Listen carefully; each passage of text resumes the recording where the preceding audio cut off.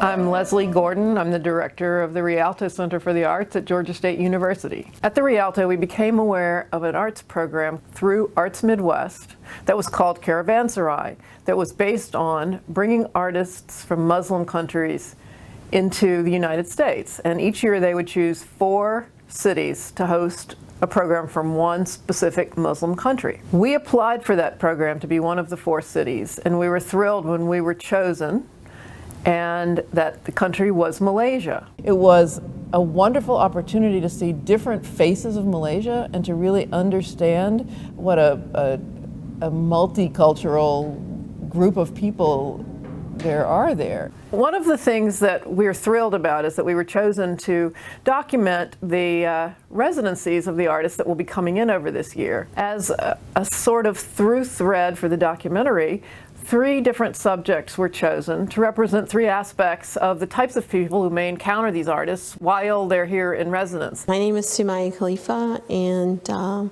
I was born in Egypt. I moved to Texas as a child with my parents because my mom got an opportunity to further her medical research. We came to Atlanta because of my husband's work, and we have been in the Metro Atlanta area 26 years. My background is in human resources, worked for corporate America for many years in human resources, and went out on my own about 8 years ago to do consulting, intercultural consulting. My name is Alexis. I am 21. I go to Georgia State University, where I'm double majoring in film and video and journalism with the PR concentration. My name's John Clark. I grew up north of Atlanta, about 40 miles north of Atlanta in Cartersville, Georgia. I graduated from high school and decided to go to college at the University of Georgia. I graduated in 2006 with my degree in economics. We in the arts know that the arts can dispel a lot of misunderstandings. We also know we can say things in the arts that can't be said in any other ways. So in the case of these particular subjects who will be followed throughout this film, we're looking to gauge if something will change. Of course, the program is as much about perceptions of the United States and Americans for people from Muslim countries as it is about our perception of people from Muslim countries. So it's a two-way street. The first thing that I can think of is oppression when I hear the word Muslim, and I don't really know why. Maybe it's just how or what I see or how I hear people talk about people of the Muslim culture. Or I don't know why I think that, but I grew up Christian, and I still hold my moral compass points towards my Christian values. I don't know a whole lot about the Muslim religion and its practices, but I mean, I know probably the basics. You know that Muhammad, the prophet, was told by God to start Islam, and the Quran was came from that, and that really is as much as I know. I'm a practicing Muslim. That means that, pray 5 times a day and do the 5 pillars as best as I can. There is a prophetic saying of a definition of a Muslim, and that is a person who others live around them in peace. In peace in terms of no harm from the tongue or from the hand. So that is the essence of being a Muslim, in my opinion. The first artists to come were Diplomats of Drum. We had no idea what to expect because we'd only seen little clips on YouTube.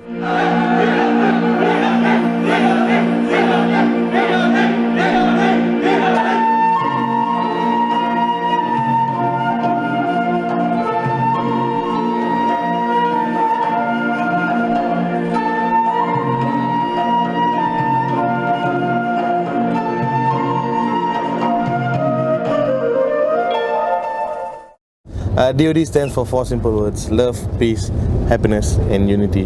We're multiracial, multi-faith, and if we can come together and make music, I'm sure the rest of the world can do so as well. We're from 4 different races and 5 different religions, right? In the world, even if you belong to 3 different faiths, you can't live in one country, there's problems. And I think that's the key message that we share, You can be as different as you want, right? What you need to do is tolerate each other, accept each other, and learn from each other. We've got 47 different instruments, about 15 percussion, 20 percussion instruments, and then it's everything else. These guys are multi-talented.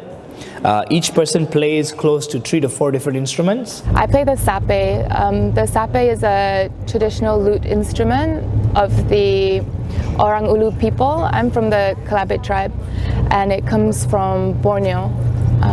So I play that in the band, and the boys have let me on percussion as well.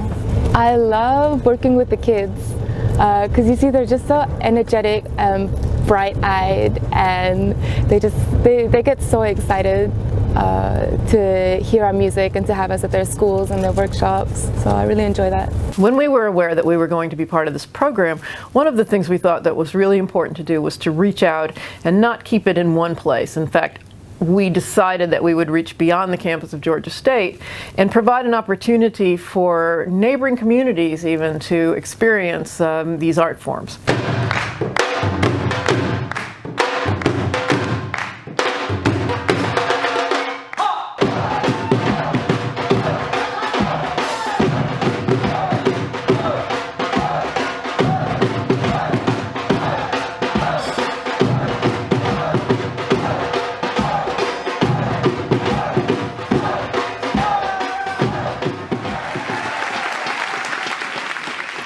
Their main performance the week they were here was a fantastic success. Those performers put on an unbelievable show.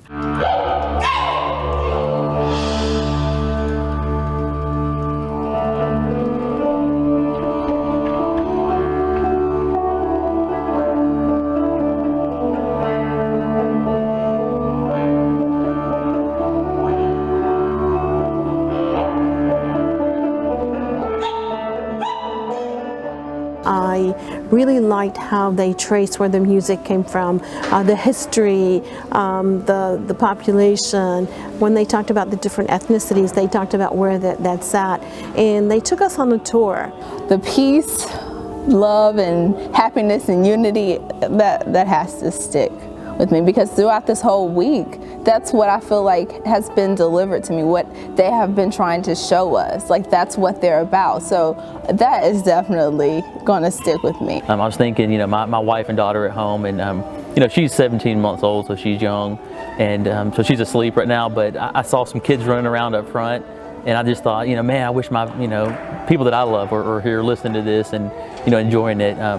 It wasn't like a lonely feeling, but it was a feeling like, man, I wish I could share this. This entire week has changed a little piece, because I haven't, had the opportunity to really dive into exactly what the Muslim culture is about.